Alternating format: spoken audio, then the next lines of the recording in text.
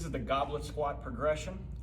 So there are several levels of what we'll call training wheels that we can and will often use, depending on who you are, to teach this exercise. So the first thing we're going to do, which is going to be crucial for most people, at least as they learn, is we're going to set up a box to sit back to.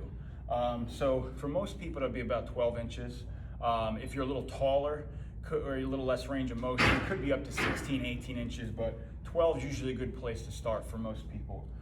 So the other thing that we can do before I demonstrate here is, for a lot of people who maybe don't squat so well and have trouble getting into their squat, what we can do is we can start by, so when we set up, we'll always set up just a little bit in front of that box, okay? Because the idea here is we're gonna initiate this movement by sitting back to that box. So for people who might have trouble squatting, we can use what's called counterbalance with a 10-pound plate, okay? And we can just reach that plate in front of us. Before we do that, let's actually talk about stance. So for most people, squat stance will be shoulder width or slightly wider than. We can have the toes pointed out a little bit, but we don't want this really aggressive out toeing here, okay? So I usually tell people, if it feels good to point your toes out, 15 degrees is about the max. We aim for most people to get straight on or nearly straight on, and again, we're about shoulder width, most people a little wider, okay? So we'll take that stance right in front of the box here, and then we'll reach our 10-pound plate for the first part of the progression here, kind of the beginner progression. We're gonna counterbalance, so we're gonna reach arms straight out, and then we're gonna sit back and just tap that box. So we're not stopping or pausing on the box, right?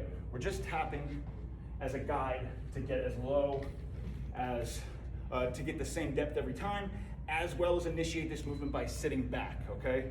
The other thing we're gonna do, and I'll show you from the front here, is as we initiate this movement, we wanna make sure that as we're sitting back, we're opening our knees up to create room to sit between our hips here, okay? So we don't ever wanna see this kind of knock knee, right, where the knees fall in. We wanna make sure that as we initiate by sitting back, we're opening those knees up. Now, in order to do that, what we can do for some people, and again, it'll be specified in your program, you know, goblet squat to box, and then I'll say, you know, using the band, using the mini band around the knees. What we can do for people who have trouble keeping those knees out is we can loop a mini band right around their knees here, and this will serve as a reminder. It'll want to pull you in.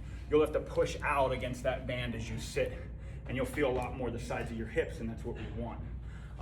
So once we have the reaching down, obviously the goblet load itself will be the same pattern, but just this goblet could be with a kettlebell, could be with a dumbbell, whatever you have access to. It's just gonna be high on your chest, close to your body, and then we're just gonna sit back and down to that box, opening those knees up.